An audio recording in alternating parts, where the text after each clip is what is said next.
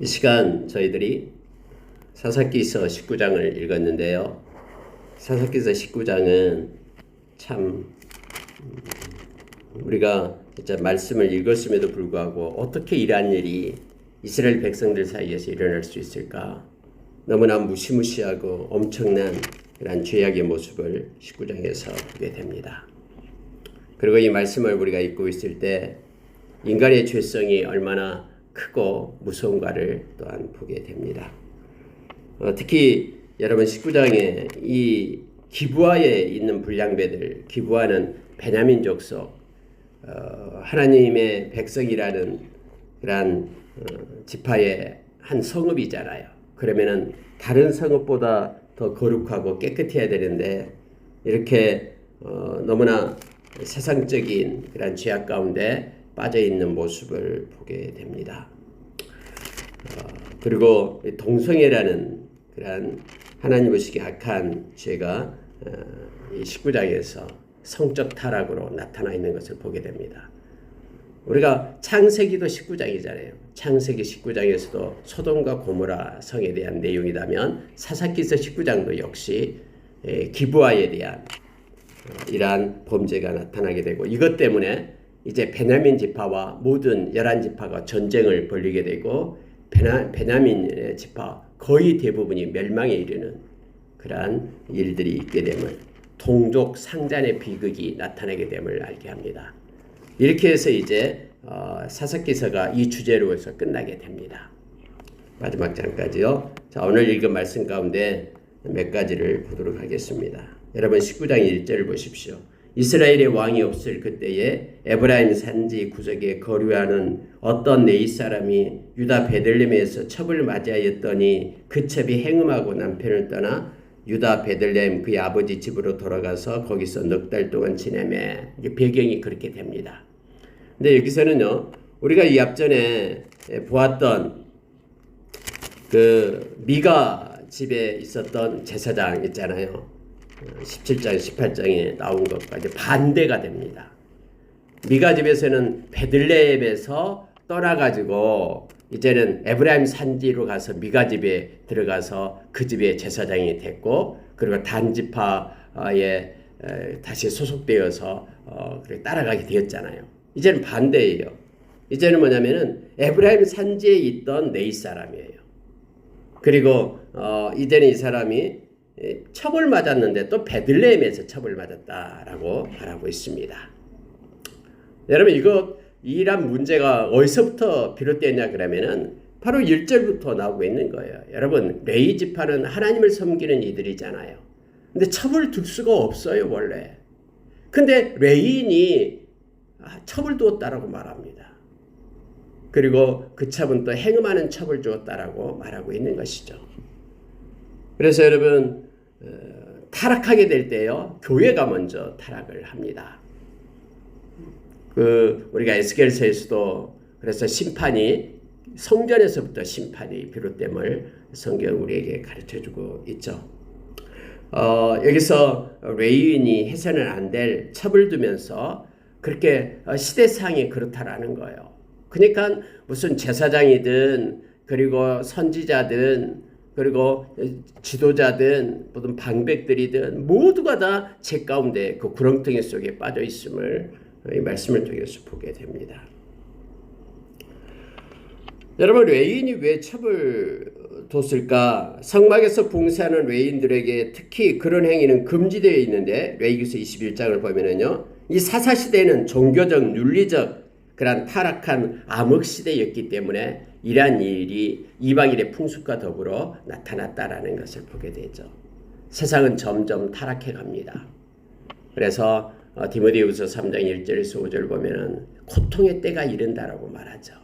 그들이 하나님을 사랑하기보다는 자기 자신을 사랑하고 돈을 사랑하고 특히 쾌락을 사랑한다라고 말하고 있습니다.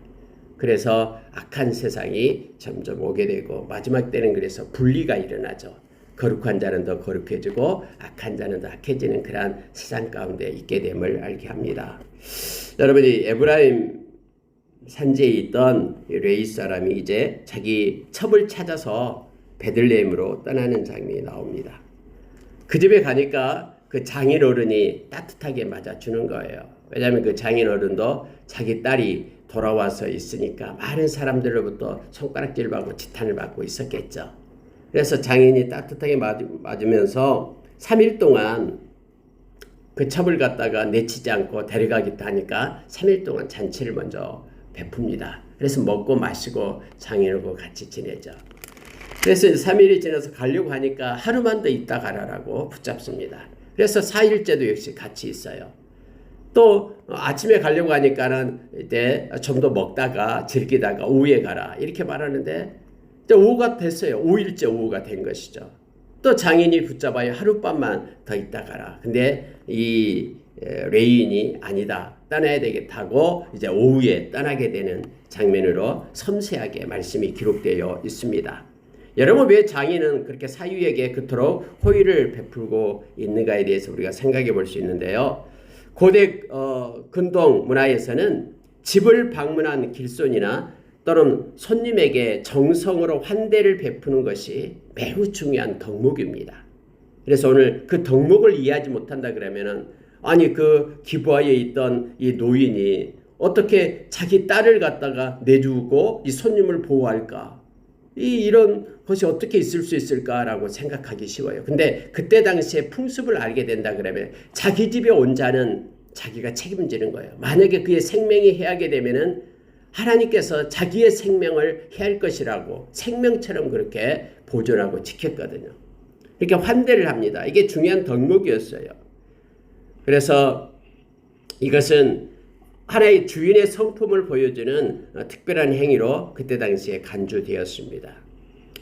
그러면 여기에서는 불명예를 안겨주었던 그런 딸을 이제는 용서하고 데려간다라고 생각하니까 그녀의 그 아버지는 이 용서와 유감의 표시로 당신의 사유에게 이런 극진한 호의를 베풀고 있는 것입니다. 근데 5일째 되는 날은 이제 가야 되겠다고 가게 됩니다. 자, 여러분 10절 보십시오. 그 사람이 다시 밤을 지내고자 하지 아니하여 일어나서 떠나 여부스 맞은편에 이르렀더니 여부스는 곧 예루살렘이라 안장지은 나귀 2마리와 첩이 그와 함께 하였더라. 여러분 여부스 족속이 있었는데요. 그게 예루살렘이에요. 그때 당시까지도 예루살렘에 이걸 쫓아내지 못했어요. 예루살렘에 여부스 족속이 살고 있어요. 다음에 언제 예루살렘을 찾냐면 다윗 때 찾아요. 다윗. 그래서 다윗이 그래서 다윗성으로 하고 이스라엘의 수도가 되죠. 자, 이 여부스 족속이 있으니까 이 성읍에 들어가서 이 종이 자자고 하니까 해가 기울어서요. 그랬더니 이 레인이 그렇게 말합니다. 우리가 여부스에는 들어가지 말자. 왜냐하면 거기는 이방인이 있는 곳이니까 어떤 일이 일어날지 모르니까 우리가 차라리 기브아로 가자. 아니면은 기브아 옆에 있는 그런 곳 기브아나 라마 중에 한 곳으로 가자. 거기는 그래도 이스라엘 백성이 살고 있다. 그러니까 그때 당시 얼마나 험한 세상인지를 알 수 있잖아요. 그래서 기브아는 이방인이 살고 있으니 가지 말고 아니 여부스는 이방인이 살고 있으니까 가지 말고 우리는 기브아로 가자. 베냐민 지파가 살고 있는 기브아로 가자. 그래도 기브아는 조금 더 그 착한 도시인 줄 알았어요. 왜냐하면은 이스라엘 백성이 그래도 살고 있기 때문에. 근데 여러분 내용을 보니까요. 기브아에 갔어요. 15절에 보십시오. 기브아에 가서 유숙하려고 그리로 돌아 들어가서 성읍 넓은 고리에 앉아 있으나 그를 집으로 영접하여 유숙하게 하는 자가 없었더라. 여러분 그때 당시에요. 이방인이 큰 그 성 입구에 가서 있으면은 사람들이 와서 영접을 해요. 어디서 오셨습니까? 우리 집에 쉴 곳이 있기 때문에 우리 집에서 쉬었다 가십시오. 그게 큰 덕목이었거든요. 이방인을 접대해 주는 거요. 제가 몽골에 한 13년 전인가요? 12년 전인가 그때 단기 선교를 갔을 때 몽골의 그 집에 가서 제가 잠을 잤거든요. 저 한국에서 왔습니다. 잠 좀 재워주세요. 하면은 재워줘요. 먹을 것도 주고요. 그러니까 환대하는 문화가 있어요. 유목민들에게는요. 그런데 여기에도 역시 큰 넓은 광장이 있는데 아무도 영접을 안 했다라고 말합니다. 그때 당시에 이 기브아의 어떤 모습이 나타나고 있는 것이죠. 근데 여러분, 그러면 뭐 이 광장에서 그냥 하룻밤 새지하고 있는데 한 노인이 나타납니다.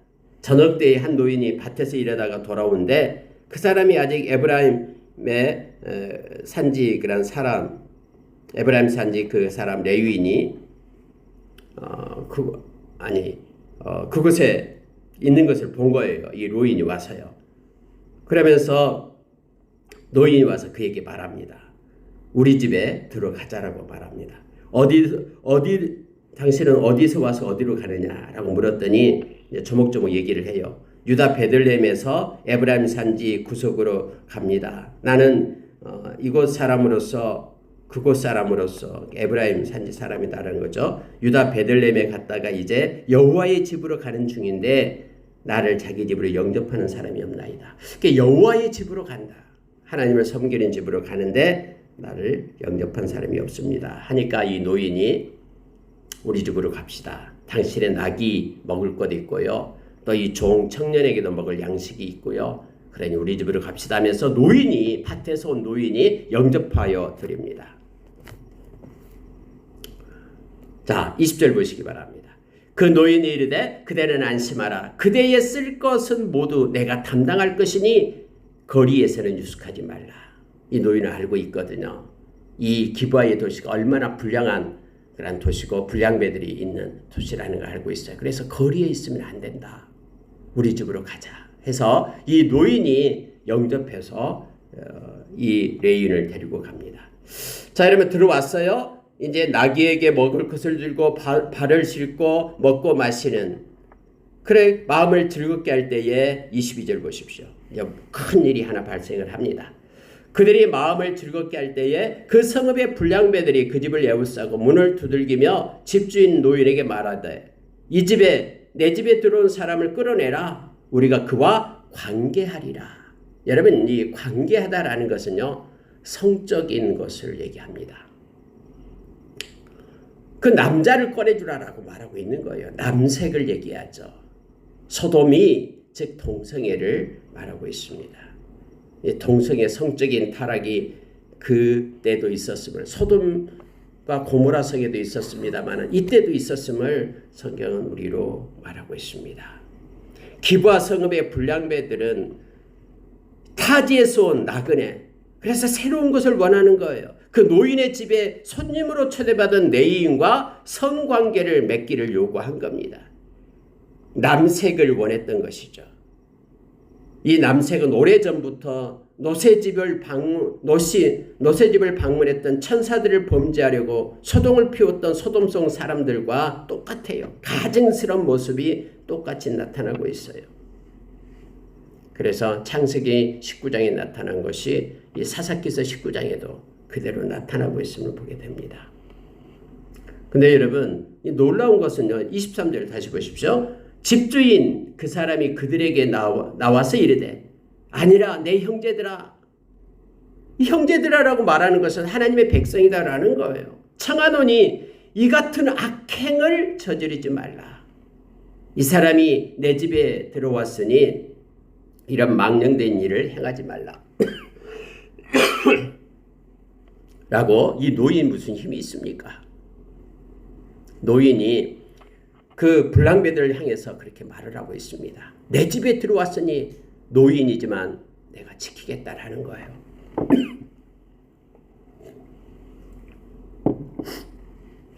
여러분, 성경은 분명히 이 같은 악행을 저지르지 말라라고 말합니다. 이건 악행이에요. 이건 죄입니다. 요즘에 많은 사람들이 이 죄를 병으로 둔갑시킵니다. 그래가지고 병을 치료해야 된다라고 생각하면서 이 죄를 끊어내지 못하고 이렇게 동성애를 인정을 해가지고 남자가 더불어 결혼식을 하게끔 하고 여자가 더불어 결혼을 하고 부부로 인정하는 나라가 15개 나라 이상이 돼요. 지금 인권을 앞세워가지고 말합니다. 근데 성경은 분명히 이 같은 악행을 하지 말라라고 말합니다. 물론 여기서는 이제 성적인 면을 지금 다루고 있기 때문에 그렇죠. 악행이다라고 말합니다. 그러면서 24절에서요. 이것이 잘 이해가 되지 않죠. 오늘날 관점에서 보면은요. 보라, 여기 내 처녀 딸과 이 사람의 첩이 있은즉 내가 그들을 끌어내리니 너희가 그들을 욕보이든지 너희 눈에 좋은 대로 행하되 오직 이 사람에게는 이런 망령된 일을 행하지 말라 하나. 이렇게 되어 있죠. 아니 자기 처녀 딸보다도 이 사람이 손님이 더 중요합니까? 또 이 남자보다도 이 레위 사람보다도 여기 함께 왔던 그 첩을 갖다 내준다라고 지금 말하고 있잖아요. 성경은 그런데 25절 무리가 듣지 아니함으로 이렇게 되어 있죠. 그 사람이 싫다라고 말합니다. 그 불량배들이요. 여러분 왜 이렇게 맘대로 노인이 자기의 딸이 있는데 딸을 갖다 대신 주겠다. 여러분 창세기 19장에도 그래요. 롯도 그러잖아요. 나에게 두 딸이 있는데 이 두 딸은 너희들이 맘대로 해도 좋지만은 우리 집에 오는 손님, 이 천사들, 이 손님 이들은 해서는 안 된다라고 보호하잖아요. 그러니까 그때 당시에 그런 관점과 그때 당시의 문화를 우리가 이해하지 못한다면 도저히 이해가 안 되잖아요. 어떻게 자기 딸을 갖다가 내주면서 이렇게 말할 수 있냐라고 말하죠. 근데 그때 당시의 가치가 자기 집에 오는 손님은 자기가 보호해야 된다라는 것이 가장 큰 덕목이고 그렇지 않으면 그에게 행한 모든 것들이 우리 집안이 받게 된다라고 생각한 거예요. 또한 반대로요. 이 여자들 그때 딸이나 그리고 거기에 속한 이 여자들은 그냥 그 집에 속해 있는 하나의 그런 그 부모가 마음대로 할 수 있는 그런 재산의 일종임을 또한 그때 당시에 인식이 그랬다라는. 그래서 오늘날 관점으로 이것을 볼 수가 없다라는 것을 우리가 기억하기 원합니다. 막 지창업을 가지고 딸들을 팔잖아요. 또 다른 사람한테 이 부모가 이렇게 팔면은 그렇게 또 해야 돼요. 가져야 되고 그러한 일들을 수용을 해야 되고. 그러니까 그때 당시의 문화가 그렇다라는 것을 우리가 인식하면서 이 말씀을 보면 되겠습니다. 무리가 싫어합니다. 그런데 성경은 또 어떻게 해서 그 사람이 자기 첩을 갖다가 붙잡아서 내고 문을 닫았는지 알 수 없습니다만은 그 첩을 끌고 갑니다. 그래서 성경은요. 자기 첩을 붙잡아 그들에게 밖으로 끌어내매 그들이 그 여자와 관계하였고 밤새도록 그 여자를 능욕하다가 새벽 미명에 놓은지라 이렇게 되어 있죠. 모든 제약은 이렇게 밤에 이루어지죠. 그러면서 이 첩을 갖다가 그들이 융관을 하게 되고 또 희롱하다가 이제 첩을 갖다가 새벽녘에 갖다 버려요. 그런데 이 여자가 거기 문 앞에서 죽게 됩니다. 아침에 이 레위인이 이제 일어나서 떠나려고 할 때 자기 첩이 문 앞에 엎드려져 있는 걸 보고 이렇게 깨웠으나 그가 죽게 됨을 보게 됩니다. 물론 마음이 아프고 비통하겠죠. 그리고 역시 하나님의 백성이 사는 다른 기브아에서 베냐민 지파 기브아에서 이런 일이 일어났다는 것에 대해서 너무너무나 큰 충격을 이 레위인도 받았겠죠. 그래서 그 시신을 싣고 갑니다. 나귀에다 태워가지고 싣고 가요. 그리고 여러분 이 시체를 갖다 훼손합니다. 이 관절을 칼로 이렇게 도려내가지고 12덩이를 만들어요. 그리고 이걸 가지고 각 지파에게 보냅니다. 이런 일이 이때 당시 있었어요. 물론 이 사람의 시신 조각만 보낸 게 아니라 이제 자세하게 그 내력을 써서 보냈겠죠. 그래가지고 이것을 받은 각 지파들이 이제 도대체 이런 일이 하나님의 백성 사이에서 있을 수 있느냐라고 말하는 것을 보게 됩니다. 여러분 이러한 무시무시한 내용이 사사기서 19장에 나오고 있음을 보게 됩니다. 자, 왜 노인은 나그네를 보호하기 위해서 처녀딸을 희생시키려고 했는가에 대해서 우리가 잘 이해가 안 됩니다만은 다시 한번 당시의 풍습상 자기 집에 초대한 손님을 완전하게 보호하는 것은 주인에게 있어서 가장 큰 덕목으로 여겼기 때문에 그래요. 자기 딸을 주는 것보다도 이 사람을 보존하는 것이 더 큰 덕목이다라고 생각한 것이죠. 그렇다고 해도 이런 경우 노인 역시 이 사사시대에 무질서하고 천박한 가치관을 가지고 있었다라고 우리가 판단할 수밖에 없어요.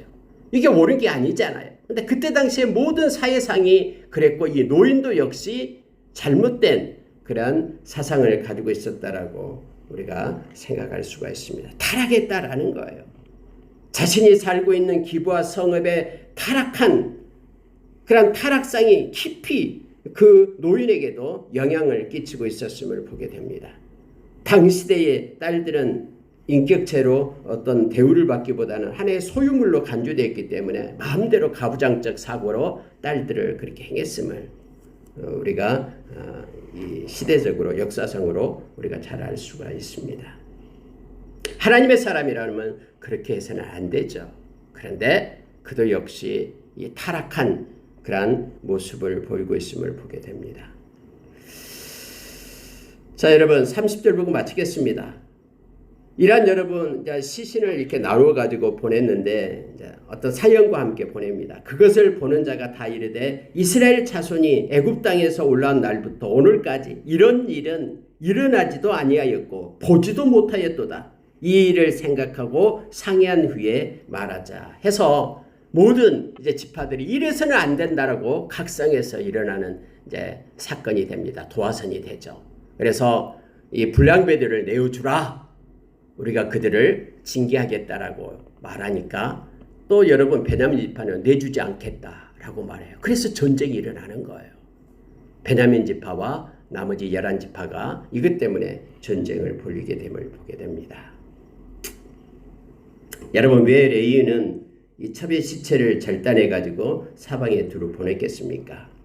레위인은 기부와 성읍의 불량배들이 자신의 첩에게 자행한 끔찍한 범죄를 그는 경험을 했죠.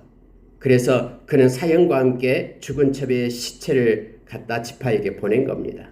이 소름 끼치는 범죄 실상을 알려서 다른 지파의 어떤 감정을 일깨우려 했던 것임을 우리는 잘 알고 있습니다.